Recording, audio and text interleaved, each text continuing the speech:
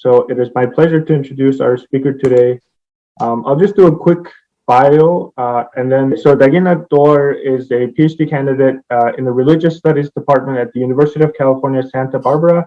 Her dissertation is a digital humanities project mapping the history of transnational, transregional Buddhist networks connecting early 20th century Inner Mongolia, Manchuria, Republican China, Tibet, and the Japanese Empire. Daigengna is a host for the New Books in East Asian Studies podcast, a channel on the New Books Network. She is also the editor-in-chief for Digital Orientalist, an online magazine on digital humanities. So with that, I'll turn it over to Daigengna. Thank you so much, Nato, for the wonderful introduction. Very generous introduction. Good morning, everyone. I guess good morning. I'm located in the West Coast, so it's quite early in the morning for me. But and also, I guess happy Tagansar. It's coming up. It's tomorrow. So for those who celebrate the Lunar New Year, Happy New Year to all of you.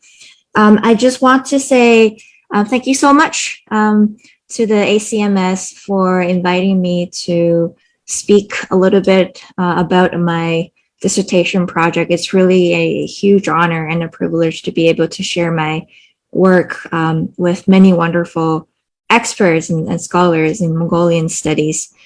So let me just start sharing my screen. Glitch there. So today I'm going to be talking a little bit about this one interesting, fascinating figure in the early 20th century. His name is Kimura Hisao, and he was a Japanese intelligence agent who donned a Mongolian Buddhist disguise. As you see in the image here is the guy sitting in the middle, accompanied by two Inner Mongolian companions, travel companions on his trip. And this paper is about Kimura Hisao, who carried out missions assigned by the Japanese military in Inner Asia under the disguise of a Buddhist monk pilgrim. And his journey actually began in Manchuria and went all the way into Inner Mongolia, where he spent most of his time, and then later into Amdo, Central Tibet, Nepal, India, and eventually back to Japan. I want to talk about him a little bit because through his story and journey, we're able to see a lot of interesting dynamics involving Buddhism. So Buddhist entanglements with nation building, with empire building in the early 20th century, and also what a Buddhist identity offers to this very conflicting landscape at the moment. So this is the map of Kimura Hisao's travel.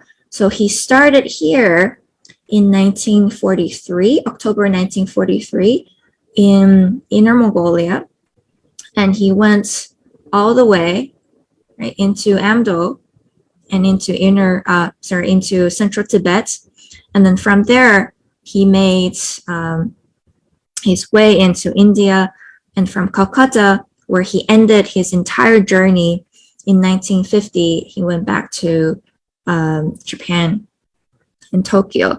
And although many of you might be familiar with more famous Japanese travelers to Tibet, like Kawaguchi Eikai, Kimura Hisao was actually one of the only Japanese travelers at this time who had a prolonged presence on the grounds. From 1943 to 1950, he was on the ground for this entire duration.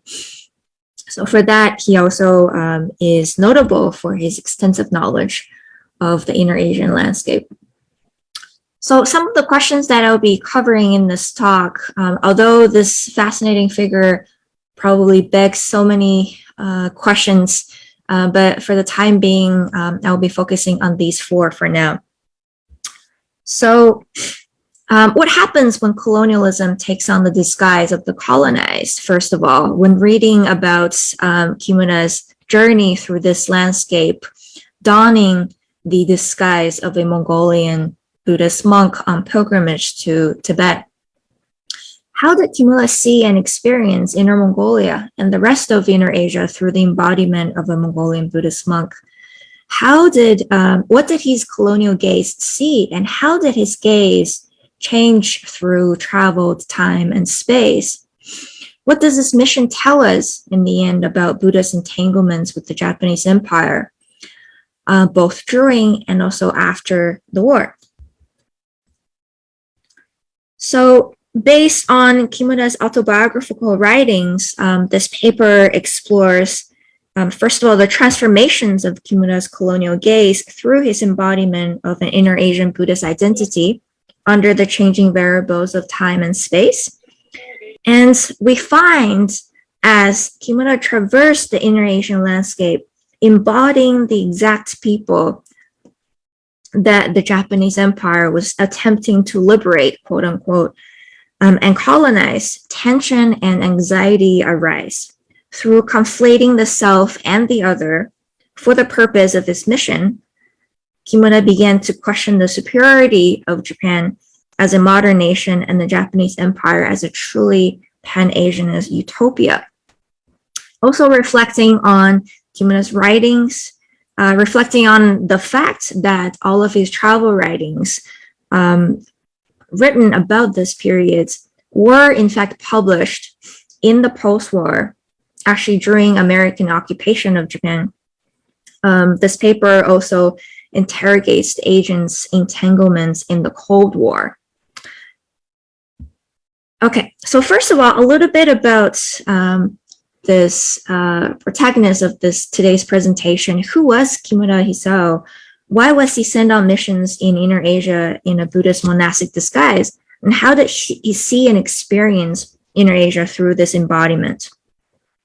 So first of all, Kimura Hisao was a Japanese young man from Kyushu, Japan, and he was trained at the Zenin Kyokai at Kogan and the Kowa Gijuku from 1940 to 1941. He was around the age of 18, 19 at this moment. He was a very, very young person. And in this image on the background, we have Kimura here.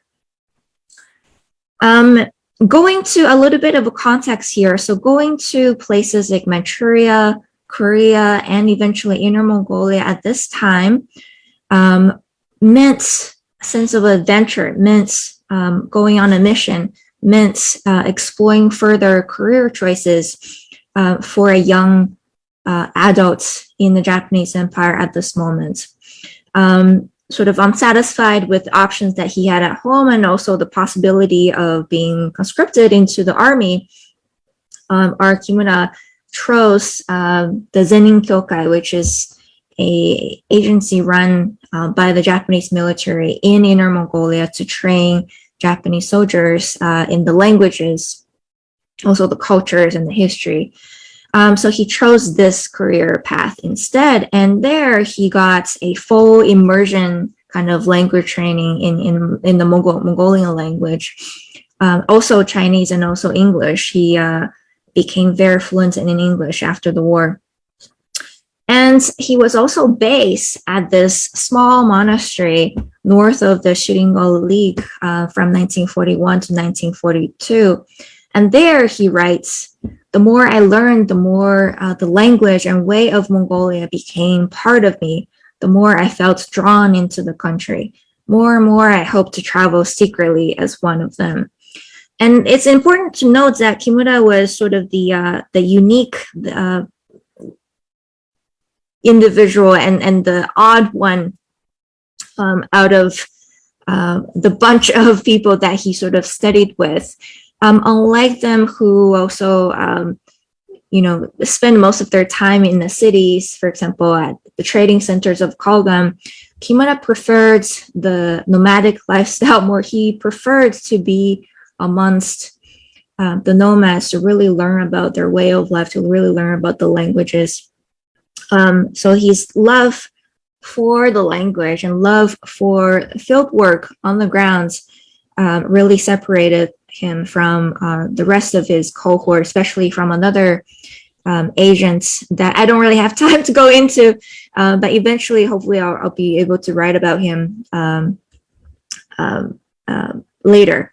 So before departing onto the mission, Kimura actually went through a series of unsuccessful work on this experimental farm that he was sent to. And this is because at this moment, this is around the 1940s, Japan was losing a few battles. And due to some of the kind of unfortunate series of events, from the perspective of the Japanese army, they were losing a lot of resources like wool, right, to make military uniforms, and also meat.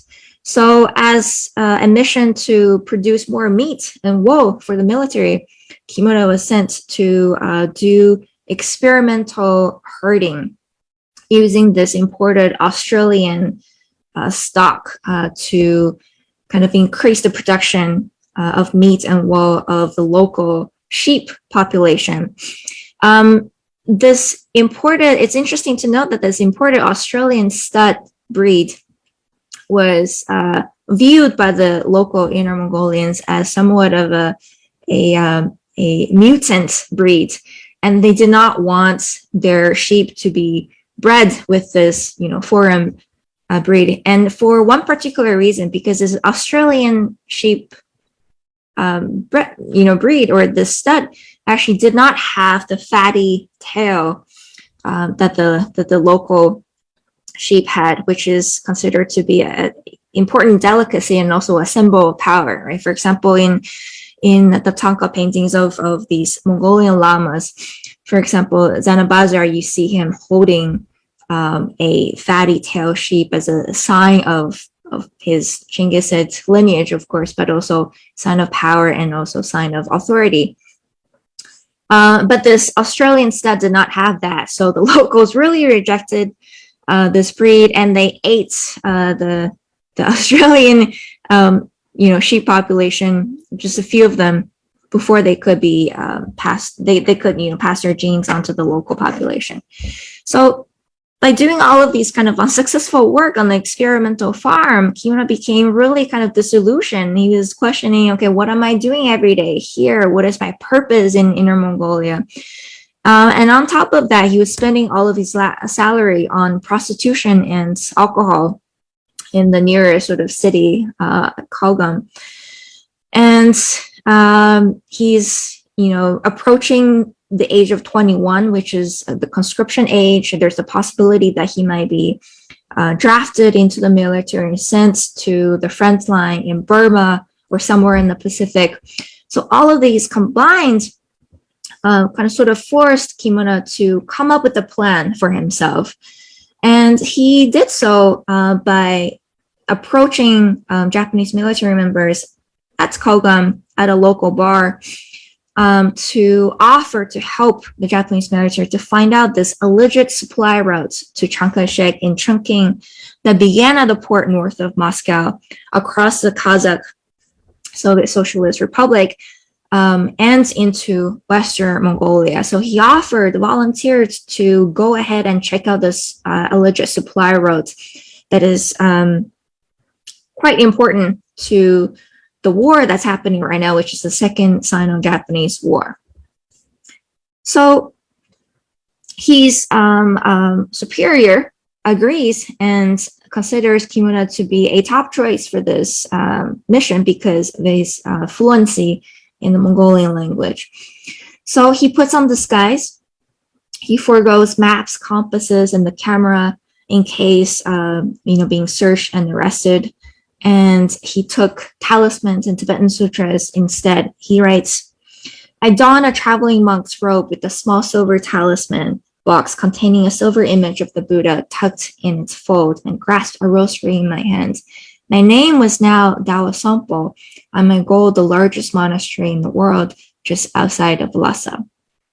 And the mission, vaguely described in his memoir and his travelogue, says, takes no chances, to send back reports by way of agents planted along the way, and once I had arrived in Xinjiang, or Xinjiang, to remain there as a sleeper, laying low and collecting information for the day when the emperor's army would make its triumphant arrival, right? A little bit of a context here. So Xinjiang was also, like Manchuria, Korea, Taiwan, and Inner Mongolia. Xinjiang was actually the Uyghur region, as we know it today. It was also on the imperialist expansionist agenda of the Japanese Empire at this time. And Kimura was supposed to be one of the agents working to collect information for the Japanese army. And why the Mongolian disguise, Buddhist disguise?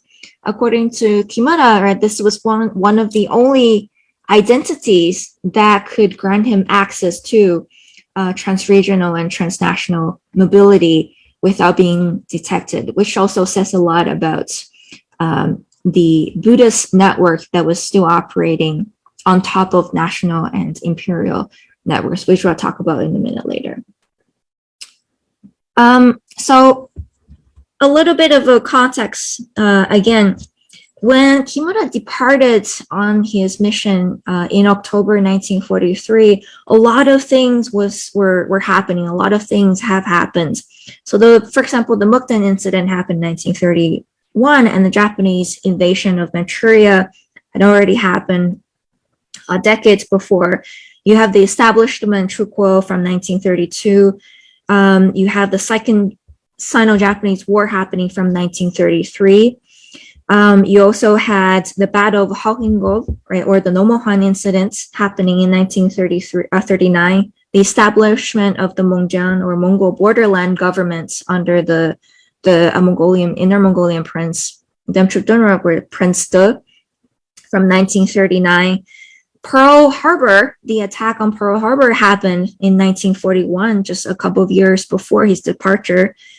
And in 1942, just 1 year before, Japan fully occupied Burma, one of its colonies.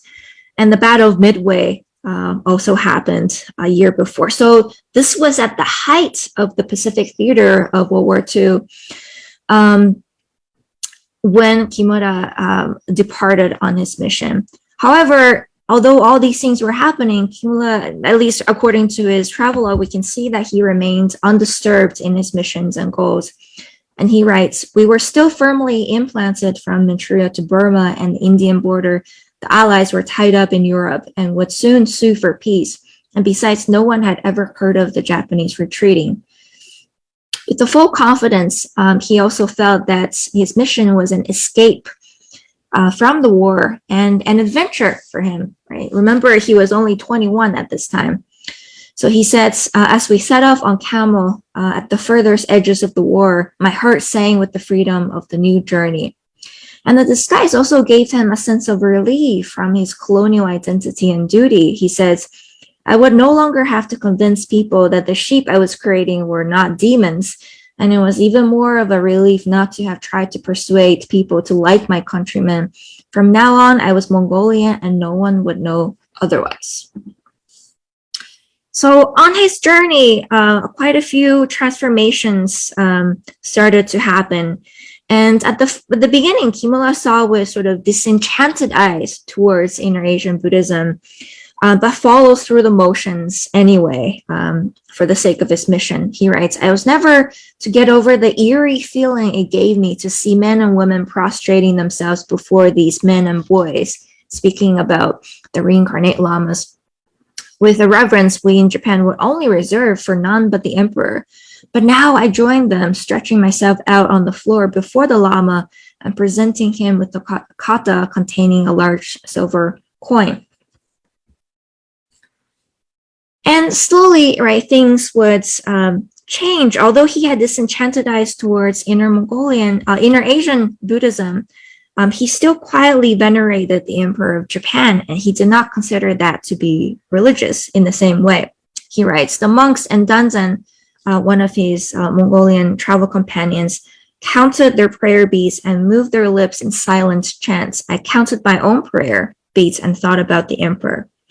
And on New Year's Eve, he climbed the nearest hill along faced east, and he said, softly saying Kimigayo, the Japanese national anthem. It was the first and last time I made such a gesture. And from this point on, we see more transformations of Kimura Hisao transforming into Dawa Sampo, this Mongolian Buddhist monk going to Tibet. He was unable to see first, although he writes, was it possible that these simple but reverent people brought up since their infancy in an unquestioning belief could see things that my own critical eyes could not? This was an episode where he was traveling on the way, and there is a interesting kind of hill that was in the middle of their journey, and his companion Buddhist monks, right, lamas, and also Danzen, this other Mongolian guy, told him, hey, see this hill? You can actually see a Buddha lying down. And they all were able to see it. And they were all like, yes, I see it, right? That's the Buddha. Let's chant. But Kimura was unable to see. He was like, that's just a regular hill. I don't really see any, sacred images appearing in front of my eyes. And he said, I wonder if eyes guided by a faith I did not possess could see things that mine could not. However, eventually, slowly, through becoming a monk or embodying a monk, the identity of a monk through physical and religious embodiments and going through the motions, we see interesting things happening. He starts to write passages like this. He says, I did not want a wife like that, and I did not want to be stuck here in Qinghai, Mongolia forever. I wanted to finish my pilgrimage, become a good monk, as Dorji had said, and return to West Sunit. I stopped myself in the middle of these thoughts with the sudden realization that for the moment I had not only been acting out a role, but had actually believed that I was an Inner Mongolian monk on a pilgrimage. In a panic, I tried to recall the hills and beaches of my native Kyushu, but they would not come. Here he's speaking about the incident where he met a beautiful young woman in Qinghai, Mongolia, in a place near Amdo. And he had the chance to get married with her and to form a family with this young woman. But his identity, right, as Dawa Sampo prevented that, and he wanted to continue on with this pilgrimage. One more really interesting episode really also further affirmed his embodiment by performing rituals and healings with real efficacies. So on their journey, they came upon a sick family, and the locals asked him, seeing him as a Buddhist monk, traveling Buddhist monk, they begged him to perform rituals and healings to heal the sick. And Dawa Sampo, because he was trying to do this, he was trying to know how to do this or to act it out. He did it, and to his surprise, the person actually healed. The secret might lie in the Western medicine he brought with him that he gave to the patients. That probably helped. But again, right, he did not believe that this healing was possible only through the Western medicine that he gave out. He also believed that the rituals that he performed, the religious healings that he performed, was part of the healing process and was efficacious. In another episode where one of his female traveling companions, Terenzo, this young woman, became pregnant and she was having a difficult labor, Dawa Sampo, right, the Kimura Hisao that it has become now, his first reaction was not to use his Western medical training to help the young woman, but to seek out a nearby lama's help in these medical emergencies. So in a frenzy, he actually carried her on his shoulders, and he went and looked around for the nearest lama so that, they can help her to deliver the baby safely. The baby was safely delivered eventually. However, the baby later passed away due to a sickness, which further drove Dawa Sampo into a kind of a disillusionment.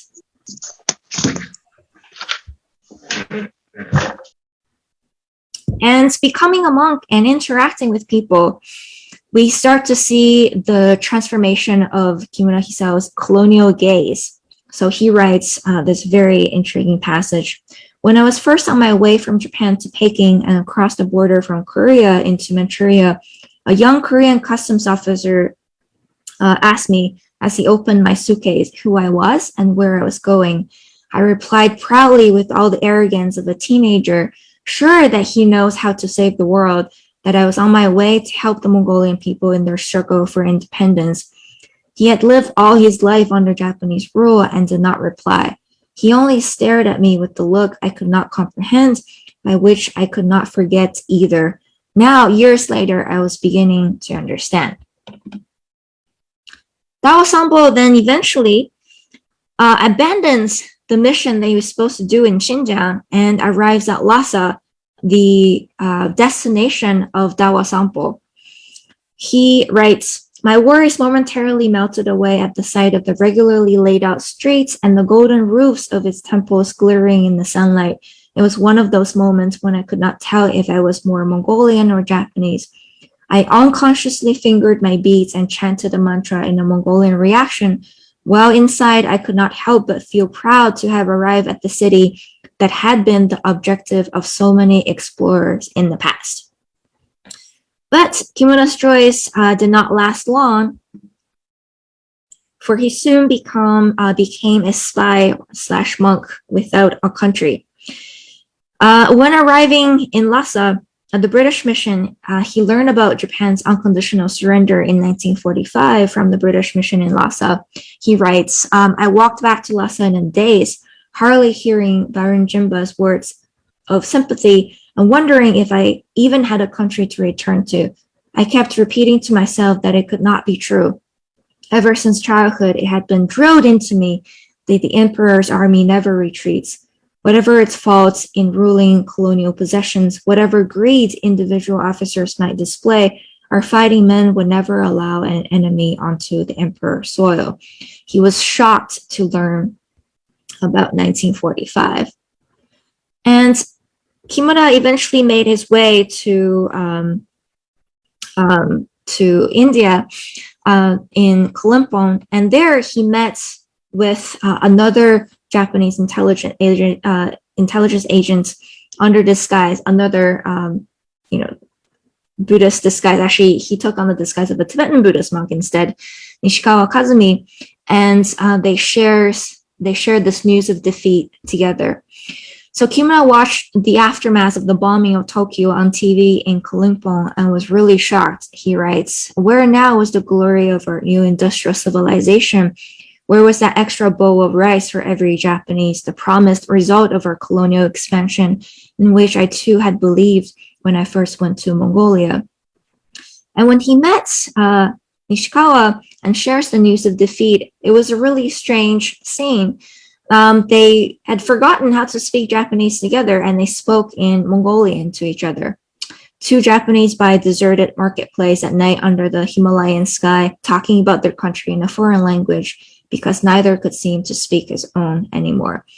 Remember, this is almost 7 years after they departed on their mission, having spent 7 years every day, 24 hours, 24/7 under disguise in the inner Asian landscape.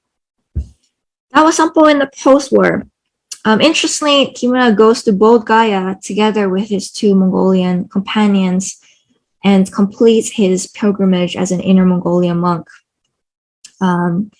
with Danzen and Sorento, his two companions. And again, right, completely abandoning his supposed mission to Xinjiang.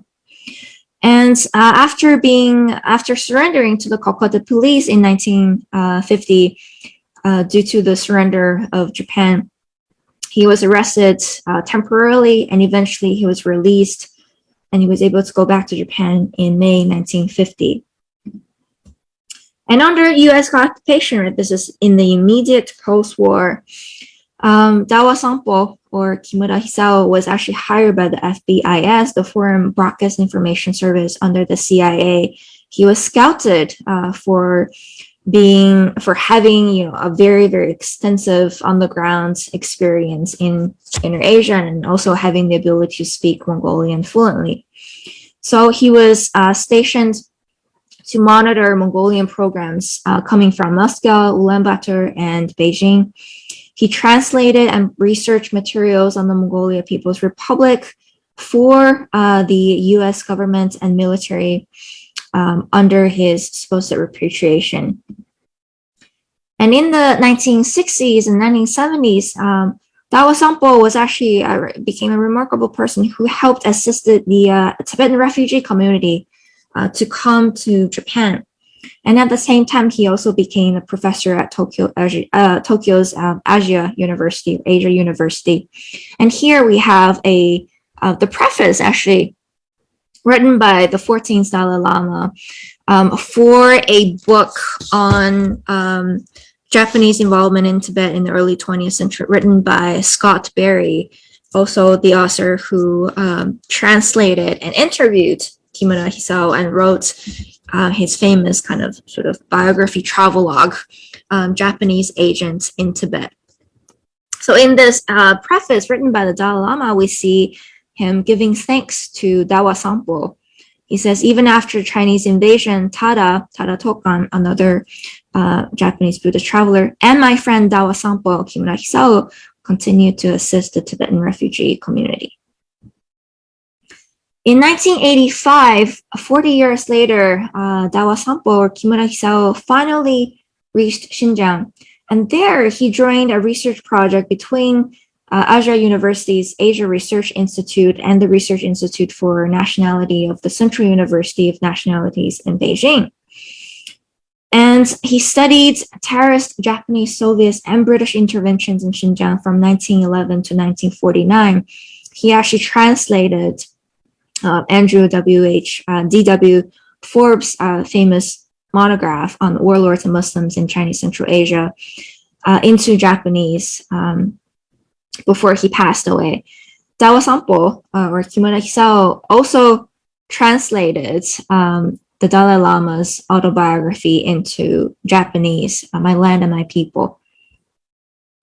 And on a trip to Xinjiang, after becoming ill on his last trip to Xinjiang, Kimura passed away in 1989 due to medical complications. So finally, wrapping up, what does Kimura's story tell us about Buddhism and the Japanese Empire and the entanglements that the two have?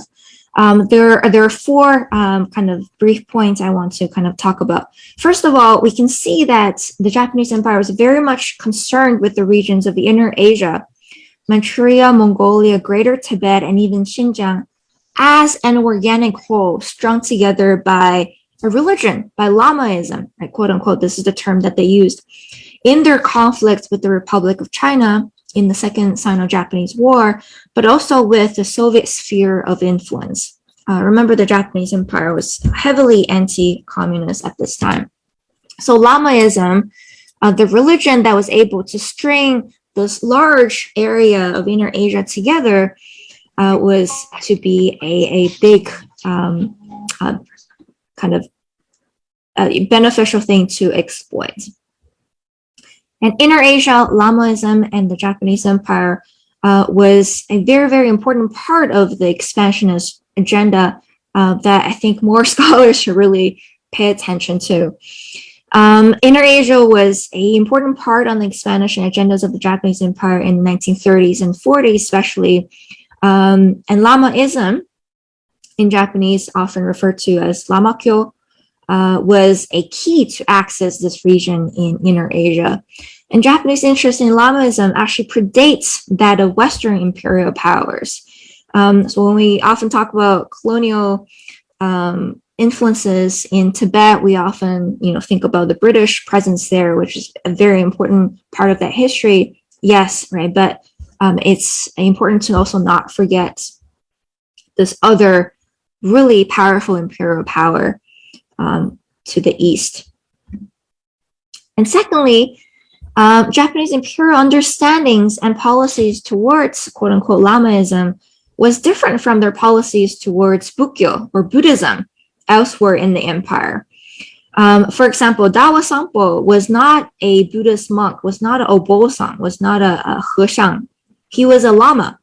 So this has two implications for us. So from the perspective of the study of Japanese religions and the Japanese empire, we need to really pay attention to what we mean by Buddhism when we look at Buddhist entanglements in the empire. There's not just one kind of Buddhism. There is Buddhism, for example, that the Japanese empire was interested in central China and Korea, for example, and also Taiwan.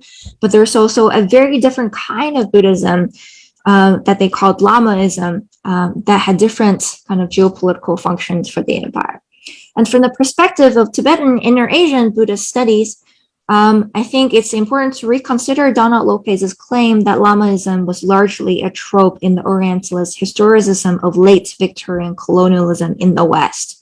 Right, so we can see from this case that Lamaism was not a Orientalist vision of the West, but also it was equally operating under the colonial gaze of the Japanese empire.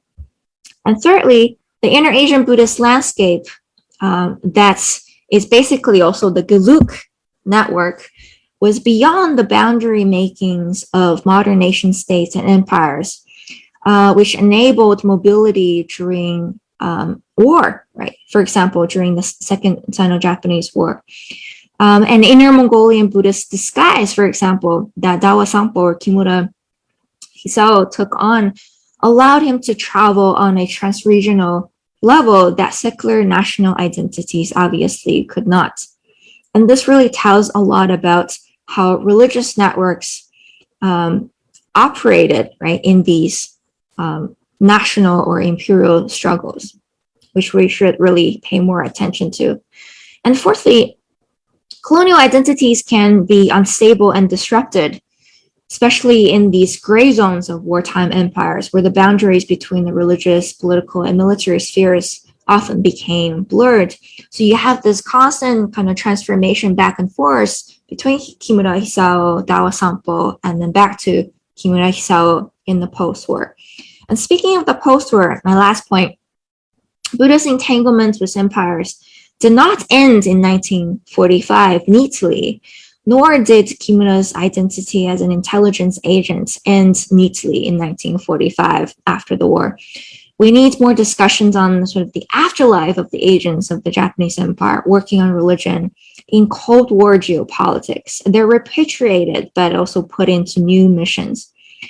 Also, connections between intelligence gathering and the academic study of Buddhism as a world religion. This is something I'm working on at the moment as well, hopefully for the upcoming IATS conference in the Czech Republic, to look at another Japanese Buddhist traveler, Tada Tokan, and their, for example, involvement in the academic study of Tibetan Buddhism in Japan, and also as a world religion in the post-war. Also, relations between religion and ongoing empires, such as the U.S., is very important to look at. For example, Dawa Sampo or Kimura Hisao's story did not end with the defeat of the Japanese empire. His story continued into the ongoing imperial quests and expansion, the intelligence gatherings of the U.S. Empire. And interestingly, an interesting note that the post-war narrative that Kimura Hisao and his other kind of contemporary Japanese travelers at the time had was 10 years in Tibet and Japanese Asian in Tibet, right? All the things that are written about him were emphasizing on Tibet, erasing the fact that he spent most of his time, erasing the fact that he spent, his training in Inner Mongolia, actually speaks a lot about this Tibet boom, both in Japan and the Western imagination, that again is tied to the construction of the academic study of Buddhism and Lamaist Buddhism or esoteric Buddhism or tantric Buddhism as a world religion that centers in Tibet. So I think that wraps up my presentation. Thank you so much for listening. I really welcome your comments and questions. And if you have, any leads, helpful leads, books, or individuals that you think might nuance the story further, I definitely welcome that in the chat. Thank you so much. I'm going to stop sharing my slides. Thank you so much, Daigengna, for this wonderful and very interesting presentation. So now our Q&A session has officially started. Okay, so one raised hand. I can't see who that is. Would you be able to unmute yourself and ask the question? No problem. Okay, thank you. Hi, Ms. Duoer. I'm a student at the University of Ottawa, but I have a special interest in Mongolia as a student of anthropology and history. I had a couple questions. One, I was curious how you became interested or discovered like this story, because it really is such a not like unique narrative in the sense of, the colonizer taking on the appearance of the colonized and immersing themselves in that culture, but is somewhat unique, especially in the Japanese context of the break with that dogmaticism, especially through the avenue of religion, because at least in a Western understanding, in a colonial setting, religion has often been a means for the colonized or the colonizer to colonize, it's a tool of colonization. But in this case, it is in fact the reverse. It's a means of radicalization and kind of a questioning of this nationalist identity. So I was curious about how you came across this really interesting story. Oh, thank you so much, Lincoln, right? Yes. Yes. Thank you so much for that comment. And you really summed it up beautifully. Yes, right. So Kimura is unique exactly in that sense, that his story, or at least the story that he wrote in the post-war, offers as a more complicated story of a colonizer in a colonized land. However, it's important also to note that he is sort of the unique one. He's the odd one out. Most of his contemporary fellow colonizers at the time did not share the kind of empathy, the level of empathy that he had. For example, in their travel logs, they did not even repent. They did not write about people in a humane way. So it's important to really also acknowledge that. So how did I become interested in Kimura Hisao? So my dissertation, big part of that looks at the Japanese Empire's involvement in Inner Mongolia, and through this perspective or lens of Buddhism. So naturally, this figure comes up because he's quite famous. And although there's a string of travelers, Japanese Buddhist travelers traveling to Mongolia and Tibet, many of them quite famous, I found Kimura to be one of the most fascinating because of his complicated story and the way that he was able to reflect on the landscape, the people, and his mission. And also, I have to give credit to Scott Berry, who I believe is an independent scholar, but he was one of the first people in the West who actually went to Japan and talked to Kimura Hisao. He interviewed him and talked to him before he passed away, and published a kind of biography combining translations of Kimura's own. So it says here, Japanese, Asian, and Tibet. So I also learned about him through Scott Berry's work, and which eventually led me to the original works of Kimura Hisao. There's many kind of different versions published now because it was actually a very popular publication thanks to the Tibet boom, right? And also that led to a string of other discoveries. For example, Nishikawa Kazumi, who also wrote actually 3-volume travel log, a much longer one, talking about his disguised mission in Inner Asia and in Tibet. So I guess just chance encounter. Yeah, it's absolutely fascinating stuff, especially in the fact that I'm coming at this from an anthropological perspective, but this losing of oneself in this supposedly temporary identity is absolutely fascinating. Like the fact that he becomes unable to even recall, in a sense, his quote unquote past life. is absolutely fascinating. And it's also really impressive, the fact that he is open enough in his travel logs that he would admit to that. You know, it's one thing to feel those things and to feel that sense of who I do not know who I am anymore. I am forgetting all of this, I guess, training. I'm forgetting my culture, you know, and part of that is scary, but part of that is fascinating. And that's what's scarier to me. But it's another thing entirely to admit that in writing, you know, especially in this period in Japanese history, which is so intensely dogmatic and persecutive of dissidents. You know, I mean, even he talks about in his logs about how he never thought that Japan would ever surrender. You know, it would rather destroy itself than allow itself to capitulate.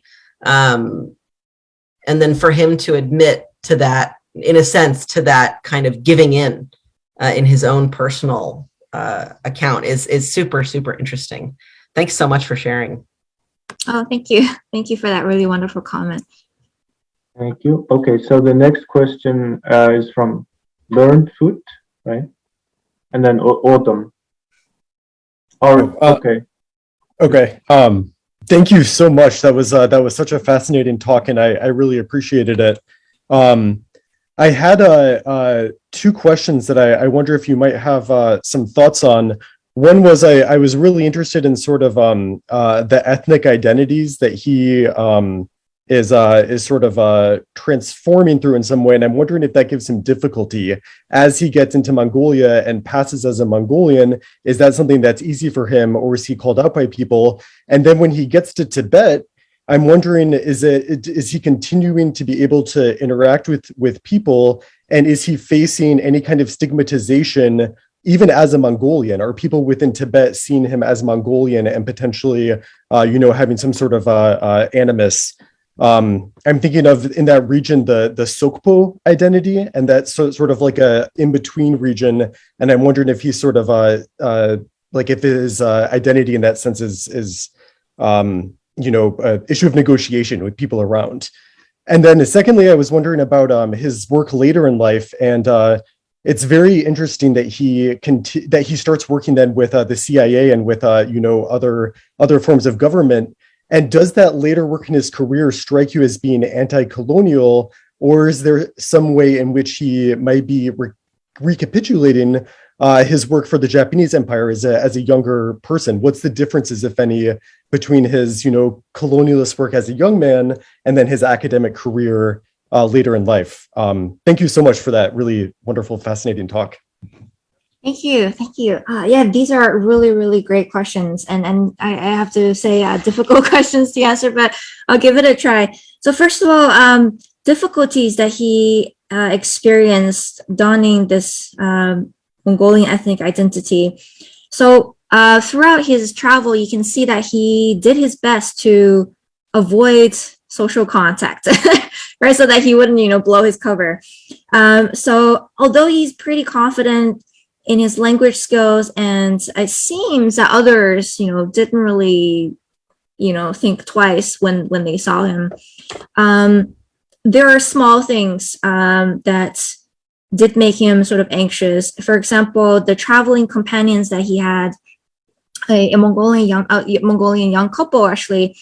While the young man was always sort of really careful about not being, not blowing Kimuna's cover, the young woman often sort of joked with him in a way. For example, "Oh, you're not really my brother," when strangers are in their presence. So that makes Kimuna really nervous. It's like, don't say anything, right? I am your brother. Remember that. So there's moments like that. So because the three of them were always traveling together all the way from Inner Mongolia to Bodh Gaya in India, he was always really, really careful to not interact with others too much. And in Tibet, interestingly, that you asked, right? So how did Tibetans see him as a, monk coming from Inner Mongolia to Tibet? Again, over there, he did not really interact with people that much. He only kind of switched in and out of his identity. He became sort of a local when he was trying to get some money for their travels. And then he went back to a monk when they were on their way. So he's sort of doing it throughout the journey, as much as possible, avoiding interaction with people, and only doing so when it's absolutely necessary.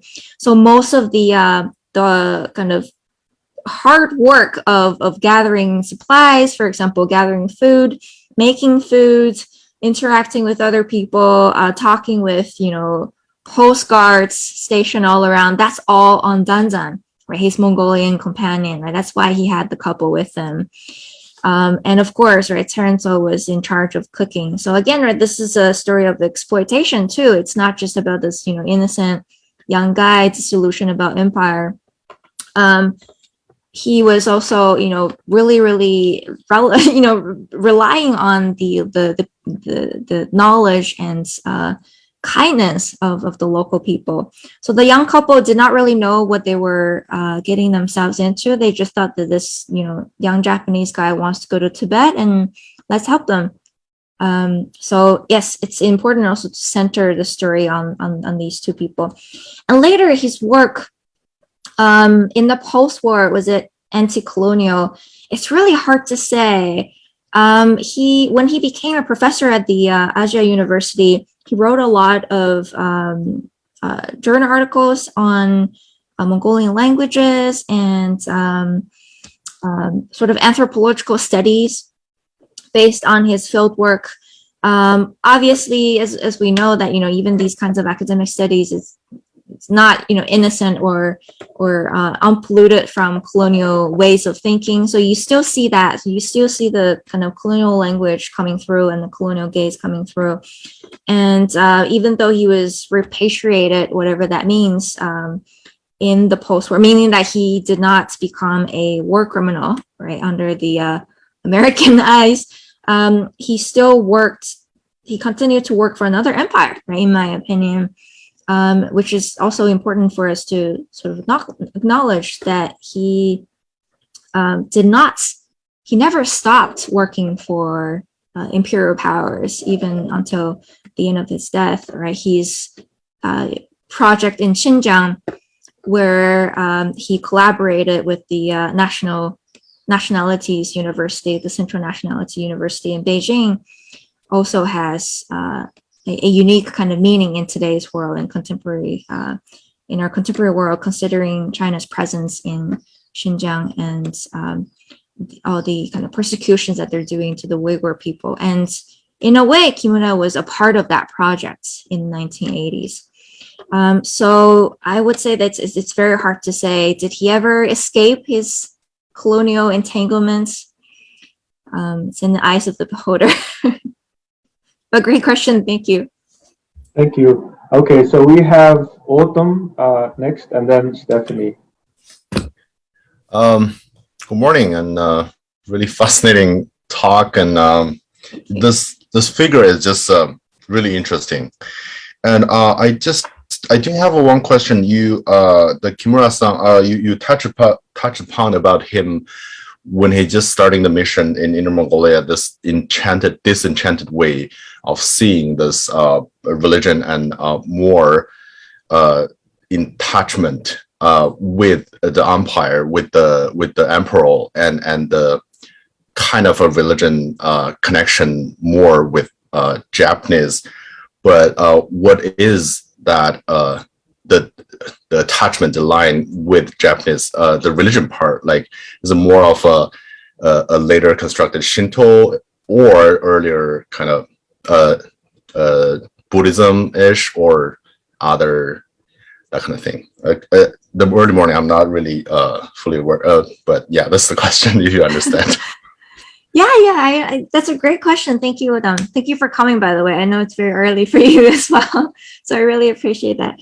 Yeah, so his religious entanglements with the religions of Japan, that's a great question. question. So first of all, he's not a self-identified Buddhist. So unlike many of his fellow travelers, Japanese travelers to Mongolia and Tibet in the early 20th century, many of them were actually priests, right? Japanese priests were sent by their, for example, Nishihonganji or even the Shingon school to do missionary missions, for example, explicitly in these regions. Kimura was just a regular civilian. He was not associated with Japanese Buddhism in any way. However, right, like any young person of his age, at his, in his contemporary cohort, he was very well indoctrinated into emperor worship. And whether, if we consider that religion, is another question, right? So obviously, the Japanese citizens of the empire did not really consider that to be kind of religion, although there's a lot of rituals involved. There's a belief involved, right, in a kind of sacred lineage, starting with the goddess Amaterasu all the way to these legendary kind of emperors of Japan and all the way down to Emperor Hirohito. So that's about it, right? If we consider emperor worship as religious, then yes, right, he was religious in this way because he was, counting his rosary and thinking about the emperor, and he was singing songs to the emperor on New Year's Eve. But that's a fascinating question. Thanks so much. It's breakfast here. But she said she'd love to hear you speak a bit more about how you feel your work interrupts Buddhist studies as a discipline. She says, I see you working against normative geographical boundaries, as well as arguing for perhaps the necessity for inter-Asian transnational history to be seen as a place of study within Buddhist studies, which I totally agree with. Would you mind just speaking directly to this? How do you see yourself in the Buddhist studies? Or where can we go with your research? Yeah, thank you. Thank you, Stephanie. This is such a wonderful question, and it's such an important question. It's really hitting the sweet spots. Yes, I hear a feedback, but anyways, so there are a lot of kind of theoretical and I guess methodological interventions that I wish to make with my work, with my dissertation work as a whole, and definitely through this episode of Kimura Hisao. He will be one of the person examined in my work. But my dissertation looks not only at Japanese actors during this period that entangled with Buddhism in all kinds of different ways, like Kimura did, but also actors from Mongolia, from Inner Mongolia, from Tibet, and also from the Republic of China at the moment. So one way that I wish or I aim for my work to interrupt the field of Buddhist studies, if we consider it as a field and discipline, is exactly like you said, to first of all disrupt this kind of geographical boundaries that we often associate with nation states, right? So we have Japanese Buddhist studies, we have Chinese Buddhist studies, Tibetan Buddhist studies. Mongolian Buddhist studies is only becoming a thing very, very recently. But that's also very highly problematic because these categories are somewhat national terms and identities, right? And if we only focus on that, then we limit ourselves to very regional and very kind of nationalistic narratives. And it's very easy to fall into those kinds of traps. And on top of that, if you pay attention to how Geluk networks, right, Geluk Buddhist networks form, they're highly transregional, but also transnational in a way, right? If you consider, for example, the region of Ando, Tibet, Mongolia, and China as separate entities, then it's a very transregional and even transnational network. And in Brenton Sullivan's new work, Building a Geluk Empire, a Geluk Buddhist Empire, we see how that empire, right, is functioning on a level that transcends sort of these narrowed national and kind of local geographical boundaries. So that's one thing. And if we look at, for example, the Japanese Empire and their involvement at missionizing their colonized places through Buddhism, we see Buddhism also played a large role in imperial expansions, right? Which is something that we don't really talk about very often. Buddhism as a active actor, active colonizer in imperialist expansion projects. We often talk about Buddhism as a sort of a victim of, colonialism, the East versus the West. But it's also important to think about, how Buddhism is entangled as active perpetrators of colonialism.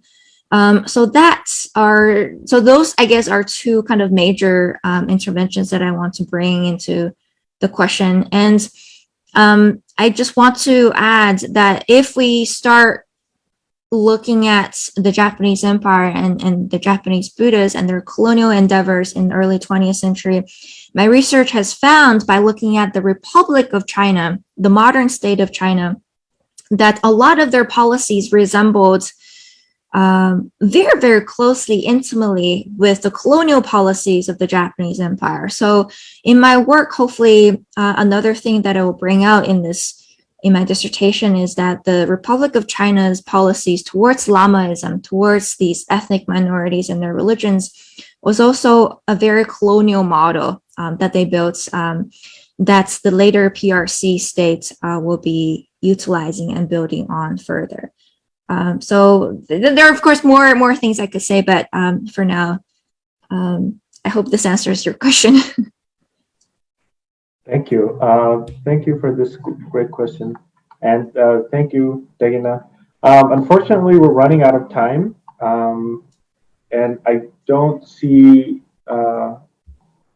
we have any other questions. I'll just say that, it's great that we had a really fascinating talk like you. I think it drew a lot of new audience to us. So thank you, Daigengna, for that. We have actually two more questions, but can we just okay? So these two questions, and then we'll finish it, wrap it up. So Mike asks, could you please give us a little bit more detail of Timur's activity in the Mongolian People's Republic from 1937 to 1939? And the second question is, what was what you mentioned about Danzam, if he had a last name? And Tuya asked the author's name of the book. Yeah, so for Tuya, I wrote down the author, okay. Brenton Sullivan. Mm-hmm. So Mike's a great question. So I don't really know a lot about his activities in the Mongolian People's Republic. I knew that he was stationed in Japan and Tokyo to listen in onto their broadcasts in the post-war, but I need to really look into that. Do you have if you have any books or sources that you know of that, that can enlighten us on his activities in the NPR, that would be great, but I don't really know much about that. And Danzan, unfortunately, does not have a last name, according to Kimura. So we don't really know what his full names were. But then again, in Inner Mongolia, around this time, most people just went by a single name, and there was no kind of, actually still today, many people don't really have a last name, and it's a whole mess, right? When they try to get a passport, international passport, they have to come up with a last name. So that's the answer to that question. But yes, if you know anything about his activities elsewhere during this time, I really appreciate any leads. Thank you. And I also wanted to give you the title of the book that we were discussing before this, the one about the Mongolian mendicants, but I couldn't find it, unfortunately. Sorry. When I Googled Mongol Batarcheng, which is Mongolian pilgrims or Mongolian mendicants, it shows it's full of the modern Mongol Batarcheng, who's traveled around the world. His name is Amaya. He's like DJ and a traveler. But if anyone remembers the historical Batarcheng book that was making waves a couple years back, apparently Mongolian Batarcheng people went around Inner Asia, and one person went all the way to what is now currently Pakistan, So I can't, please share that title with Daigengna. I can't for the life of me remember or can't Google it. So with that, let's conclude this very interesting talk. Please sign up for our mailing list if you're interested in receiving updates about our future events. We do hope the events in English in the odd months and in Mongolian in the even months. And we try to subtitle and cross-subtitle the videos in the other language and publish them on our YouTube channel. But we have a bit of a backlog, but we should be catching up very soon. So thank you, Daigengna. Thank you, everyone. And have a great day. Have a good night. Thank you so much, everyone, for coming. Bye-bye.